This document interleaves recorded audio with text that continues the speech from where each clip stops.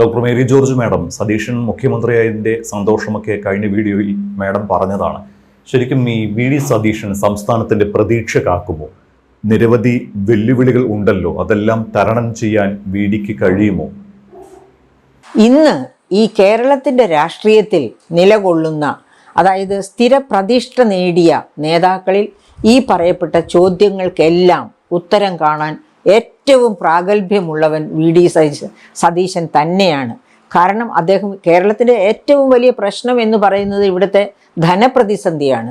ആ ധനപ്രതിസന്ധിയെ A to Z മനസ്സിലാക്കിയിട്ടുള്ള ഒരു വന്യ നേതാവാണ് വി ഡി സതീശൻ. അപ്പോൾ എങ്ങനെ ഇതിൽ നിന്ന് കരകയറാം? അദ്ദേഹം സ്വയം അതിന് പ്രാപ്തനാണ്, അതായത് കാര്യങ്ങൾ കണ്ടെത്താൻ പ്രാപ്തനാണ്. അതോടൊപ്പം തന്നെ ഇതുമായിട്ട് ബന്ധപ്പെട്ട് തനിക്ക് സഹകരിക്കാവുന്നവരുമായിട്ട് ചേരും. അപ്പോൾ ഉദാഹരണത്തിന് അദ്ദേഹം ചെയ്യേണ്ട കാര്യം എന്ന് പറഞ്ഞാൽ ഫിനാൻസിൽ വളരെ പ്രാഗൽഭ്യമുള്ള മിടുക്കരായ IAS കാരെ തന്നെ ആ സ്ഥാനത്തേക്ക് കൊണ്ടുവരിക. അതുപോലെ ധനമന്ത്രിയായിട്ട് വളരെ പ്രഗത്ഭനും കണിശക്കാരനുമായ ഒരാളെ ധനമന്ത്രിയായിട്ട് കൊണ്ടുവരിക. എനിക്ക് തോന്നുന്നു ഒരു പക്ഷേ K മുരളീധരനെ പോലെയുള്ളവരെ ധനമന്ത്രിയായിട്ട് കൊണ്ടുവന്നാൽ വളരെ കൃത്യമായിരിക്കും ആ തീരുമാനമെന്ന്. കാരണം അദ്ദേഹം കണിശ സ്വഭാവക്കാരനാണ്, കാര്യങ്ങൾ കൃത്യമായിട്ട് മനസ്സിലാക്കുന്നവനാണ്, ശക്തനാണ്. അപ്പം അങ്ങനെ ഒരു ശക്തനായ ധനമന്ത്രി വരിക. ആ ധനമന്ത്രി മുഖ്യമന്ത്രിയും ചേർന്ന്, മുഖ്യമന്ത്രിയുടെ കരങ്ങളും അവിടെ ആ സഹായത്തിനുണ്ടാകണം. അതുപോലെ ഒരു നല്ല പാനൽ, അതായത് ഫിനാൻസിൻ്റെ പ്രിൻസിപ്പൽ സെക്രട്ടറി മുതൽ അവിടെ ഇരിക്കുന്ന പ്രധാനപ്പെട്ട ഉദ്യോഗസ്ഥരൊക്കെ തന്നെ ഈ കേരളത്തിൻ്റെ ഫിസ്ക്കൽ ക്രൈസിസിനെ പറ്റി ബോധമുള്ളവരും അതിൽ നിന്ന് എങ്ങനെ മുക്തി നേടാമെന്ന് അറിവുള്ളവരുമായിരിക്കണം. അപ്പോൾ തന്നെ ഉദിക്കുന്ന മറ്റൊരു ചോദ്യമുണ്ട്, അപ്പോൾ ഈ കിഫ്ബിയെ ഒക്കെ എന്ത് ചെയ്യുമെന്ന്. തീർച്ചയായും കിഫ്ബി ഒരു ബദൽ ഗവൺമെൻറ്റായാണ് ഈ LDF ഗവൺമെൻറ്റിൻ്റെ കാലത്ത് പ്രവർത്തിച്ചിരുന്നത്. ആ കിഫ്ബിയെ മാറ്റി നിർത്തുക, കിഫ്ബിയെ വേണ്ട. നമുക്ക് ഗവൺമെൻറ്റിൻ്റെ എന്താണ് പറയുക, മൂലധന വിന്യാസം, അതായത് ഗവൺമെൻറ്റിൻ്റെ സാമൂഹ്യ ഭൗതിക അടിസ്ഥാന സൗകര്യ വികസനം മുഴുവനും, അതുപോലെ തന്നെ, അതായത് സത്യം പറഞ്ഞാൽ ഗവൺമെൻറ്റിൻ്റെ പ്രവർത്തനങ്ങൾ 36 വകുപ്പുകളിലായി നിരന്നു കിടക്കുന്ന ഗവൺമെൻറ്റിൻ്റെ പ്രവർത്തനങ്ങളെ മുഴുവനും 4 മിഷൻ മോഡിലേക്ക്, ആർദ്രം, ലൈഫ് തുടങ്ങിയ 4 മിഷൻ മോഡിലേക്ക് മാറ്റിക്കൊണ്ട് ഇവയുടെ പ്രവർത്തനങ്ങൾക്ക് വേണ്ടിയുള്ള പ്രവർത്തന മൂലധനം മുഴുവൻ കിഫ്ബി വഴി കണ്ടെത്തുക, ഊരാളുങ്കൽ സൊസൈറ്റിക്ക് കൊടുക്കുക. ഈ തരത്തിലായിരുന്നല്ലോ ഗവൺമെൻറ്റിൻ്റെ പ്രവർത്തനം ഈ കഴിഞ്ഞ 10 വർഷം. അപ്പോൾ അതായത് ഒരു ബദൽ ഗവൺമെൻറ് പോലെയാണ് കിഫ്ബി പ്രവർത്തിച്ചിരുന്നത്. ആ കിഫ്ബി വഴിയെടുത്ത കടം, അതാണ് കേരളത്തെ കടക്കണിയിലേക്ക് കൊണ്ടുപോകുന്ന ഒരവസ്ഥയിൽ എത്തിച്ചത് എന്ന് കണ്ടെത്തിയത് കൊണ്ടാണ് കേന്ദ്ര ഗവൺമെൻറ്റും റിസർവ് ബാങ്ക് ഓഫ് ഇന്ത്യയും CAGയും ഒക്കെ ഈ കിഫ്ബി വഴിയുള്ള കടമെടുപ്പ് തെറ്റാണ്, അത് ബജറ്റിൻ്റെ അകത്ത് വരേണ്ടതാണ്, ബജറ്റിന് പുറത്തല്ല. കാരണം ബജറ്റിൽ നിന്നാണ് അതിൻ്റെ ഇൻട്രസ്റ്റ് പേയ്മെൻറ്റും പ്രിൻസിപ്പൽ സം പേയ്മെൻറ്റും ഒക്കെ നടക്കുന്നത് എന്ന് എസ്റ്റാബ്ലിഷ് ചെയ്താണ് അത് സംസ്ഥാന കടമെടുപ്പിൻ്റെ അകത്താക്കിയത്. അതൊക്കെ കൃത്യമായിട്ട് അറിയുന്ന ഒരു മാന്യദേഹമാണ് മിസ്റ്റർ സതീശൻ. അപ്പോൾ അതിനനുസരിച്ച് തന്നെ അദ്ദേഹത്തോടൊപ്പം ഒരു ശക്തനായ ഫിനാൻസ് മിനിസ്റ്റർ വന്നാൽ ഈ കാര്യങ്ങൾക്കൊക്കെ ഫിനാൻസിൽ നല്ല വിരുദ്ധുള്ള ഉദ്യോഗസ്ഥരെ അങ്ങോട്ട് IAS കാരെയും മറ്റു ഉദ്യോഗസ്ഥരെയും കൊണ്ടുവരിക. അതുപോലെ തന്നെ ഫിനാൻസിൽ നിന്ന് റിട്ടയർ ചെയ്ത മിടുക്കരായ ഈ കിഫ്ബിയെ, അവർ സർവീസിലിരുന്നപ്പോൾ തന്നെ കിഫ്ബിയെ എതിർത്തിരുന്ന മിടുക്കരായ ഓഫീസേഴ്സ് ഉണ്ട്. എനിക്ക് തന്നെ അറിയാം അങ്ങനെ ചിലരെ. അവരോടൊക്കെ ഞാൻ ഉപദേശം ചോദിക്കാറുണ്ട് ഞാൻ വീഡിയോ ചെയ്യുന്നതിന് മുൻപ്. അത്തരക്കാരെ കൂടെ ഏതെങ്കിലുമൊക്കെ രീതിയിൽ സഹായത്തിന് എത്തിച്ച് അങ്ങനെ വളരെ കൃത്യമായ രീതിയിൽ എങ്ങനെ ഫിനാൻസ് മാനേജ്മെൻറ്റ് ഓർഡറിലാക്കാം. അത് പൂർണ്ണമായിട്ടും ഡിസോർഡറിലാണ്. അപ്പോൾ ആ ഫിനാൻസ് മാനേജ്മെൻറ്റിനെ ഓർഡറിൽ കൊണ്ടുവരിക, ഓരോ പൈസയും കൃത്യതയോടുകൂടി ചെലവഴിക്കുക, അതിൽ നിന്നൊന്നും ലീക്കേജ് ഇല്ലെന്ന് ഉറപ്പ് വരുത്തുക. PWD വെറും നോക്കുകുത്തിയാണിപ്പോൾ. നല്ല പ്രഗത്ഭരായ എൻജിനീയർമാർ, PSC വഴി വന്ന എൻജിനീയർമാരെയൊക്കെ പുകഞ്ഞു മാറ്റിക്കൊണ്ടാണ് ഊരാളുങ്കൽ സൊസൈറ്റിക്കും ഒക്കെ ആയിട്ട് പണികൾ കൊടുക്കുന്നത്. അപ്പോൾ ആ PWDയെ പുനരുദ്ധരിക്കുക, PWD കർശന, അതായത് അവർ ചെയ്യേണ്ടത് അവർ ചെയ്യട്ടെ. അതുപോലെ ഓരോ വകുപ്പും ചെയ്യേണ്ടത് അവർ ചെയ്യട്ടെ. ആ തരത്തിലേക്ക് ഗവൺമെൻറ്റിന് ഒരു കംപ്ലീറ്റ് റീസ്ട്രക്ചറിങ് അനിവാര്യമാണ് ഇപ്പോൾ. അപ്പോൾ അതൊക്കെ ചെയ്യാൻ കഴിവുള്ള ഒരു ധനമന്ത്രി വരിക. അതുപോലെ തന്നെ ആഭ്യന്തരം, ഇപ്പോൾ നമുക്കറിയാം ആഭ്യന്തരം ഏത് തരത്തിലാണ് ഇരിക്കുന്നതെന്ന്. അതിന് ശക്തനായ ഒരു ആഭ്യന്തര മന്ത്രിയും വരാം. ഒരുപക്ഷെ നമ്മുടെ രമേശ് ചെന്നിത്തല തന്നെ ആഭ്യന്തരമന്ത്രിയായിട്ട് വന്നാൽ അതിലൊരു അപകടവുമില്ല. ഇനി അതുപോലെ നമുക്കറിയാം വളരെ നല്ല മികവുള്ള മന്ത്രിമാരെ സംഭാവന ചെയ്തിട്ടുള്ളവരാണ് മുസ്ലിം ലീഗും കേരള കോൺഗ്രസും ഒക്കെ. അപ്പോൾ അവരിൽ നിന്നൊക്കെ വളരെ ശക്തരായ ആൾക്കാരെ തന്നെ മന്ത്രി പദങ്ങളിലേക്കൊക്കെ കൊണ്ടുവരിക. അതിനൊന്നും വി.ഡി. സതീശൻ ഒരു മടിയും കാണിക്കില്ല. വളരെ കൃത്യതയോടെ മന്ത്രിമാരെ സെലക്ട് ചെയ്യാൻ കഴിയുന്ന ഒരു വ്യക്തിയാണ് അദ്ദേഹം. അദ്ദേഹത്തിന് വ്യക്തികളുടെ ക്വാളിറ്റി നന്നായി മനസ്സിലാകുന്നവരാണ്.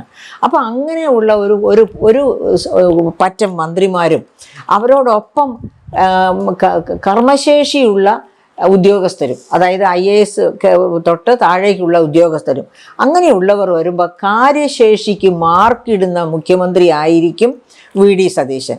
ഈ കാര്യശേഷിക്ക് മാർക്കിടുക എന്ന് പറഞ്ഞാൽ നമ്മൾ ഓർക്കണം അഭിജിത് ബാനർജിയെ. അഭിജിത് ബാനർജി 2019 നോബൽ സമ്മാനം, സാമ്പത്തിക ശാസ്ത്രത്തിന് നോബൽ സമ്മാനം കിട്ടിയ 3 പേരിൽ ഒന്നാമനും ബംഗാളിയുമാണ്. അപ്പോൾ ഇന്ത്യക്കാരനാണ്. അദ്ദേഹം 2019 എഴുതിയ ഒരു ഗ്രന്ഥമുണ്ട്, what the economy needs now. എന്താണ് സമ്പദ്ഘടനയ്ക്ക് ഇപ്പോഴാവശ്യം? അന്ന് ഇന്ത്യയിൽ ഇലക്ഷൻ വരികയായിരുന്നു 2019. അപ്പോൾ കോൺഗ്രസും അതുപോലെ BJPയും ഒക്കെ അദ്ദേഹത്തിൻ്റെ ഉപദേശം തേടി.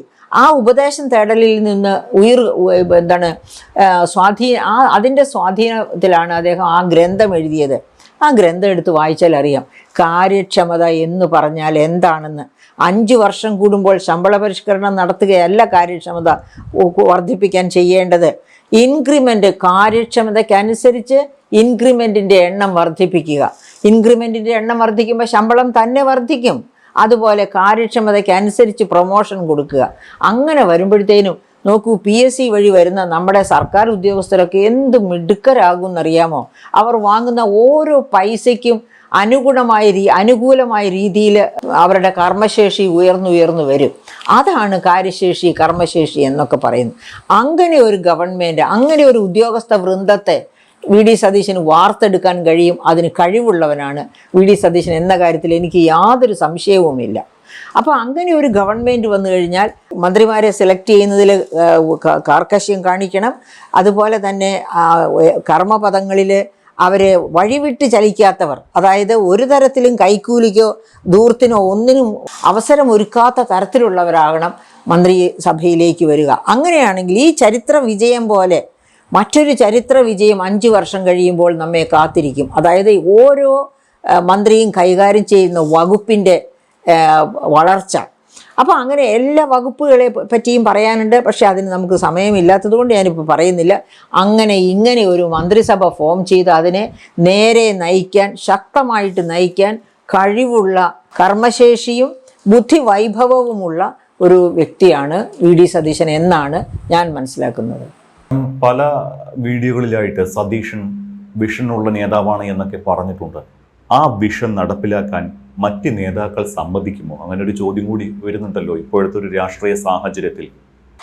Mister VD. സതീശൻ വലിയ വിഷൻ ഉള്ള ആളാണ്, യാതൊരു സംശയവുമില്ല. ആ വിഷൻ്റെ ഫലമാണ് ഈ 102 സീറ്റിലൂടെ നാം മനസ്സിലാക്കിയത്.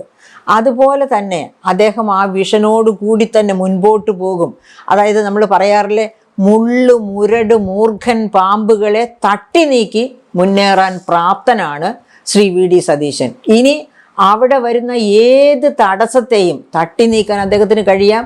തട്ടി നീക്കാൻ അദ്ദേഹത്തിന് കഴിഞ്ഞില്ലെങ്കിൽ അദ്ദേഹത്തെ ഈ സ്ഥിതിയിലേക്ക്, ഈ നിലയിലേക്ക്, ഈ സ്ഥാനത്തേക്ക് അവരോധിച്ചത് ഈ നാട്ടിലെ ജനങ്ങളാണ്. ഹൈക്കമാൻഡ് അവസാനം ഈ തീരുമാനം എടുത്തത് എന്തുകൊണ്ടാണ്? ഈ നാട്ടിലെ ജനങ്ങൾ, അങ്ങോളം ഇങ്ങോളമുള്ള ജനങ്ങളുടെ ഇത് കേട്ടിട്ടാണ്, അവരുടെ പ്രകടനം കണ്ടിട്ടാണ്. അവർക്ക് ഇങ്ങനെയൊരു നേതാവ് തന്നെ മുഖ്യമന്ത്രിയായി വന്നേ തീരൂ എന്ന് അവർ പ്രകടിപ്പിച്ചതുകൊണ്ടാണ്. അപ്പോൾ അങ്ങനെയുള്ള ആ ജനം ഈ ഗവൺമെൻറ് തെറ്റിലേക്കാണ് പോകുന്നത്, അല്ലെങ്കിൽ അവരുടെ പ്രതീക്ഷയ്ക്കൊത്ത് ഉയരുന്നില്ല എന്നുണ്ടെങ്കിൽ, ഡെമോക്രസിയാണ്, കോൺഗ്രസ്സിൽ എന്തും പറയാം എന്നൊക്കെ എല്ലാവരും വീമ്പിളക്കാറുണ്ടല്ലോ, അങ്ങനെ ജനം അത് പറയും. ജനം ആ ഡെമോക്രസിയുടെ എന്താണ് പറയുക, ആ ഡെമോക്രസിയുടെ അവകാശങ്ങൾ അവർക്ക് കഴിയും വിധം പ്രകടിപ്പിക്കും. അങ്ങനെ പ്രകടിപ്പിക്കുമ്പോൾ മുഖ്യമന്ത്രി നമ്മൾ ഉദ്ദേശിക്കുന്ന രീതിയിൽ ഉയർന്നില്ല എങ്കിൽ ആ ജനം അവരെ ഉയർത്തിക്കൊള്ളും. കാരണം കേരളത്തിൽ തൊഴിലില്ലായ്മ വലിയ പ്രശ്നമാണ്. കാർഷിക മേഖല താളം തെറ്റി കിടക്കുകയാണ്. അതിനെപ്പറ്റിയൊക്കെ ഒത്തിരി പറയാനുണ്ട്. മനുഷ്യ മൃഗ സംഘർഷം വളരെ രൂക്ഷമാണ്. അതുപോലെ തന്നെ ആണ് വ്യാവസായിക മേഖല. നിതി ആയോഗിൻ്റെ കാര്യക്ഷമത ഇൻഡെക്സ് തയ്യാറാക്കിയപ്പോൾ കേരളത്തിന് കിട്ടിയിരിക്കുന്ന 23.4% മാർക്ക്, അതായത് 18 വലിയ സംസ്ഥാനങ്ങളുടെ കണക്ക് എടുത്തപ്പോൾ അതിൽ 15ാമത്തെ സ്ഥാനത്താണ് കേരളം നിൽക്കുന്നത്. അത്ര മോശമായ പെർഫോമൻസാണ്. എന്തുകൊണ്ടാണ്? നമ്മുടെ ഈ നോക്കുകൂലി പോലെയുള്ള പ്രാകൃത സമ്പ്രദായങ്ങൾ ഇതുവരെ പോയിട്ടില്ല. ഏറ്റവും ഉയർന്ന കൂലി, മാന്യമായ കൂലി നിലനിൽക്കുന്ന കേരളത്തിൽ എന്തുകൊണ്ട് നോക്കുകൂലി എന്ന പ്രാകൃതത്തെ തുടച്ചു നീക്കാൻ ഗവൺമെൻറ്റിന് കഴിയുന്നില്ല? അപ്പോൾ അതൊക്കെ നമ്മുടെ കാര്യക്ഷമതയെ, നമ്മുടെ വ്യാവസായിക മുന്നേറ്റത്തെ, നമ്മുടെ തൊഴിലില്ലായ്മയെ ഒക്കെ രേഖപ്പെടുത്തുന്ന ഘടകങ്ങളാണ്. അതിനെയൊക്കെ തുടച്ചു നീക്കി കാര്യക്ഷമതയോടുകൂടി മുമ്പോട്ട് പോകാൻ ഒരു വ്യവസായ സൗഹൃദമായ അന്തരീക്ഷം ഇവിടെ സൃഷ്ടിക്കാൻ, ക്യാമ്പസുകളിൽ ഒരു സംരംഭ എക്കോസിസ്റ്റം വളർത്തിയെടുക്കാൻ, അങ്ങനെ ഒരുപാട് സ്വപ്നങ്ങൾ വി.ഡി. സതീശൻ്റെ മനസ്സിലുണ്ട് എന്ന് തന്നെയാണ് എൻ്റെ വിശ്വാസം. അതുകൊണ്ട് അദ്ദേഹം ഈ വിഷനോടുകൂടി മുന്നോട്ട് പോകും. ആ വിഷനിൽ മറ്റുള്ളവർക്ക് ചേരുന്നില്ലെങ്കിൽ ആ ചേരാത്തവരെ ചേർക്കാനുള്ള കഴിവും കർമ്മശേഷിയും മിസ്റ്റർ വി.ഡി. സതീശൻ ഉണ്ട് എന്ന് തന്നെയാണ് ഞാൻ വിശ്വസിക്കുന്നത്.